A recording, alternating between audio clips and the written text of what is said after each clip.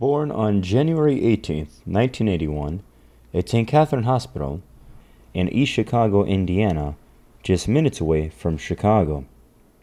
East Chicago, Indiana, a city known for its steel mills, casino, and close proximity to Lake Michigan. Home to just over 30,000 people, it's safe to say life isn't so easy in this urban community. During his high school years, while attending East Chicago Central, Torres spent most of his time on the soccer field. A tough and physical player, Miguel, sensing the urge for a more physical sport, turned his attention towards another high school sport, wrestling. He would frequently visit the wrestling room at EC Central, but was not received with open arms. I was the anti-wrestler. I was the kung fu karate guy. I was the guy that would show up and, think he was Bruce Lee, so I got picked on.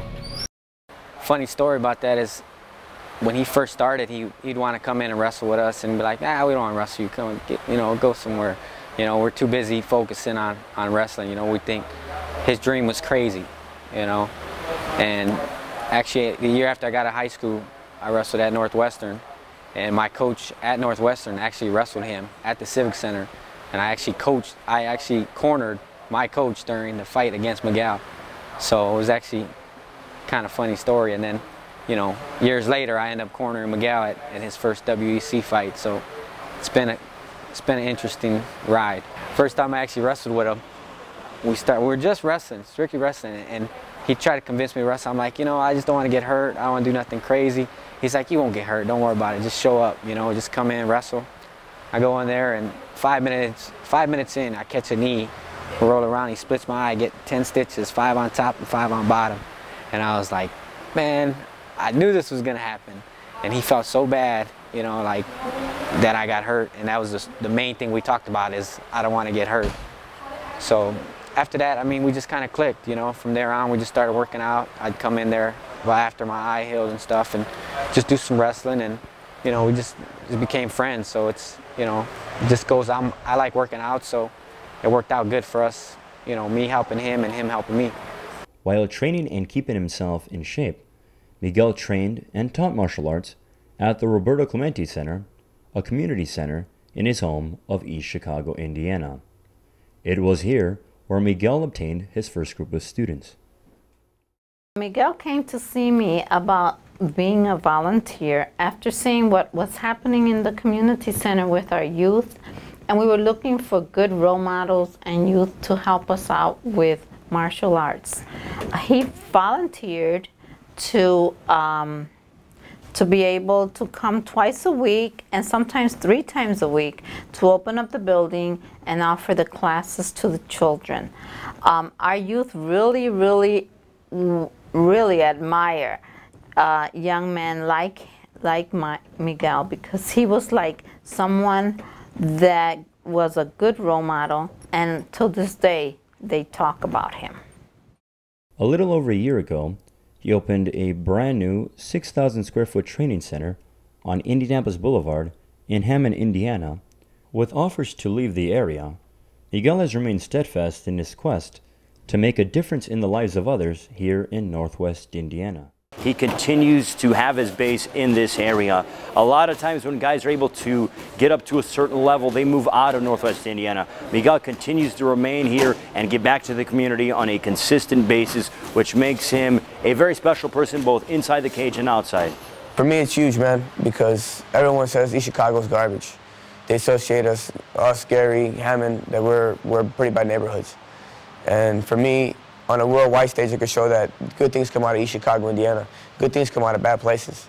And in the other reverse sense of that, in a bad community, it could show the people in that community that you don't have to get stuck with that same staple of, well, I'm from East Chicago, I'm going to be a loser, or I'm not going to be able to do anything with myself. People are going to be able to see people doing well in that community, doing something on a worldwide level, and it's going to inspire them to do the same thing. And I've already gotten kids that come to my house that know, they see the cars outside my house, come into my house to talk to me because they know that I'm from East Chicago and they see me on TV, and they want to be a lawyer, they want to be a doctor, they want to be a policeman. They want to do other things, but the fact that they see me on television representing the community well inspires them to do the same thing. And for me, it makes me feel real good. I think Actually, I think he doesn't even get enough credit as he should. I mean, the guy is, around from him being a great fighter, he's a great person. I mean, like you said, the things he's done and things he can do, I think, people just need to open up more for him, to give him them opportunities to really, really help the community a lot more than what he has. I first got involved with Miguel about 2 years ago. I was really overweight and I had no confidence in myself. And I felt like life was passing me up. I was about 360 pounds. So I was just really overweight and I couldn't do much. I was always lazy, sleepy, tired, depressed. And I just wanted a change in life. I just wanted a second chance at life. I wanted to go out there and make friends and lose weight. And when I met Miguel, I was really overweight, and I asked him, first thing I said, if I do the sport, will I lose weight? He said, yeah, you just got to stick to it, and I'll make you lose the weight one way or another.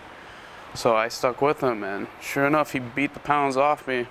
So I lost about 165 pounds with Miguel. So he changed my life incredibly. He made me a better person. He means a lot to everybody in there. He helps everybody out in just extraordinary ways, from confidence to teaching us jiu-jitsu, from being a friend, most of all, just being a good person. He's a good-hearted guy. With every fight, Miguel Torres' popularity continues to soar. It has grown so much that the Chicago White Sox recently honored the East Chicago, Indiana native by allowing him to throw out the ceremony of first pitch before a great crowd at U.S. Cellular Field.